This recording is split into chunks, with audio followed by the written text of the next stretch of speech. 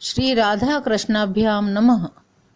भगवान श्री कृष्ण की कथा का आश्रय लेने वाले भक्तजनों में वेद व्यास जी और गुरुजनों की आज्ञा से श्रीमद् भागवत महापुराण के प्रथम स्कंद के चौथे अध्याय का आरंभ करती हूँ। चौथा अध्याय महर्षि व्यास का असंतोष। शौनक जी बोले, सूत जी, आप वक्ताओं में श्रेष्ठ हैं तथा बड़े भाग्यशाली हैं।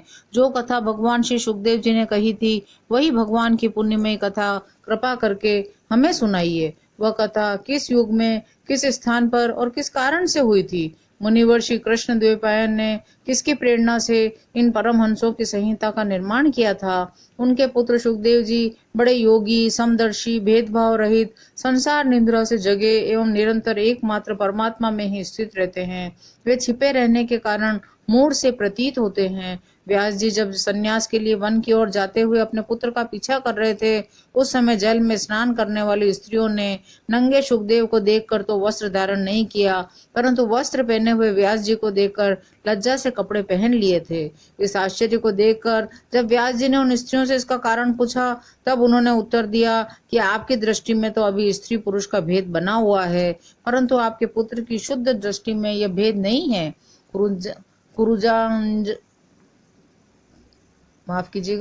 कुरुजांगल देश में पहुंचकर हस्तिनापुर में वे पागल, गूंगे तथा जड़ के समान विचरते होंगे।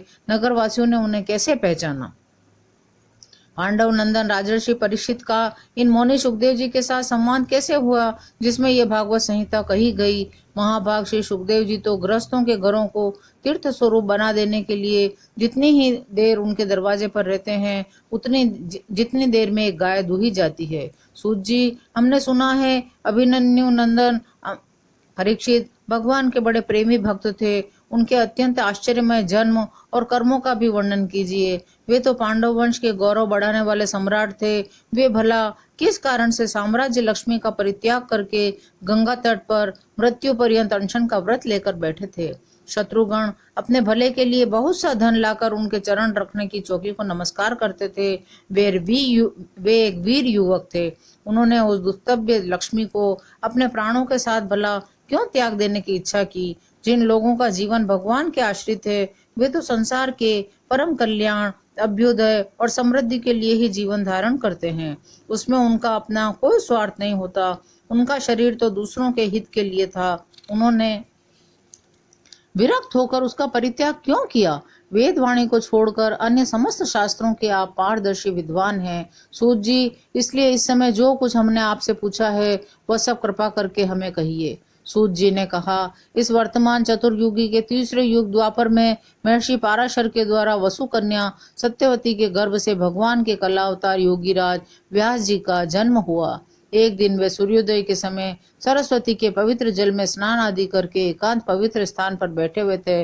महर्षि भूत और भविष्य को जानते थे। उनकी दृष्टि अचूक थी। उन्होंने देखा जिसको लोग जान नहीं पाते। ऐसे समय के फेर से प्रत्येक युग में धर्म संकरता और उसके प्रभाव से भौतिक वस्तुओं का शक्ति का ह्रास होता रहता है। संसार के लोग श्रद्धाहीन और शक्ति रहित हो जाते हैं। उनकी बुद्धि कर्तव्य का ठीक ठीक निर्णय नहीं कर पाती और आयु भी कम हो जाती है। लोगों की इस भाग्यहीनता को देखकर उन मुनीश्वर ने अपनी दिव्य दृष्टि से समस्त वर्णों और आश्रमों का हित कैसे हो इस पर विचार किया।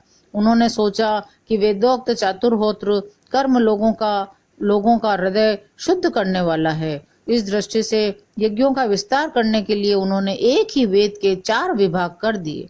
व्यास जी के द्वारा ऋक्, यजु, साम और अर्थव, इन 4 वेदों का उद्धार हुआ, यानी पृथक्करण हुआ।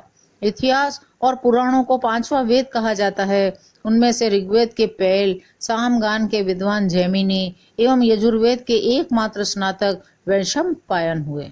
अर्थवेद में प्रवीण हुए गरुण नंदन सुमंतु मुनि। इतिहास और पुराणों के स्नातक मेरे पिता रोमहर्षण थे। इन पूर्वोक्त ऋषियों ने अपनी अपनी शाखा को और भी अनेक भागों में विभक्त कर दिया। इस प्रकार शिष्य, प्रशिष्य और उनके शिष्यों द्वारा वेदों की बहुत सी शाखाएं बन गई। कम समझ वाले पुरुषों पर कृपा करके भगवान वेद व्यास ने इसलिए ऐसा विभाग कर दिया कि जिन लोगों को स्मरण शक्ति नहीं है या कम है, वे भी वेदों को धारण कर सके। स्त्री, शूद्र और पतित द्विजाति तीनों ही वेद श्रवण के अधिकारी नहीं हैं, इसलिए वे कल्याणकारी शास्त्रोक्त कर्मों के आचरण में भूल कर बैठते हैं। अब इसके द्वारा उनका भी कल्याण हो जाए, यह सोचकर महामुनि व्यास जी ने बड़ी कृपा करके महाभारत इतिहास की रचना की। शौनकादि ऋषियों, यद्यपि व्यास जी इस प्रकार अपनी पूरी शक्ति से सदा सर्वदा प्राणियों के कल्याण में ही लगे रहे, तथापि उनके हृदय को संतोष नहीं हुआ। उनका मन कुछ खिन्न सा हो गया। सरस्वती नदी के पवित्र तट पर एकांत में बैठकर धर्मवेत्ता व्यास जी मन ही मन विचार करते हुए इस प्रकार कहने लगे, मैंने निष्कपट भाव से ब्रह्मचर्यादि व्रतों का पालन करते हुए वेद, गुरुजन और अग्नियों का सम्मान किया है और उनकी आज्ञा का पालन किया है।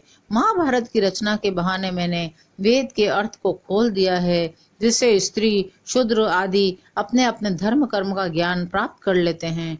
यद्यपि मैं ब्रह्म तेज से संपन्न हूँ, समर्थ हूँ, तथापि मेरा हृदय कुछ अपूर्ण काम सा जान पड़ता है। अवश्य ही अब तक मैंने भगवान को प्राप्त कराने वाले धर्मों का प्राय निरूपण नहीं किया है। वे ही धर्म परमहंसों को प्रिय हैं और वे ही भगवान को भी प्रिय हैं। हो न हो, मेरी अपूर्णता का यही कारण है। श्री कृष्ण द्वैपायन व्यास इस प्रकार अपने को अपूर्ण सा मानकर जब खिन्न हो रहे थे, उसी समय पूर्वोक्त आश्रम पर देवर्षि नारद आ पहुंचे। उन्हें आया देखकर व्यास जी तुरंत खड़े हो गए। उन्होंने देवताओं के द्वारा सम्मानित देवर्षि नारद की विधि पूर्वक पूजा की। इस प्रकार महर्षि व्यास का असंतोष नामक चौथे अध्याय पर विराम देती हूँ। शेष अगले अंक में। जय श्री कृष्ण।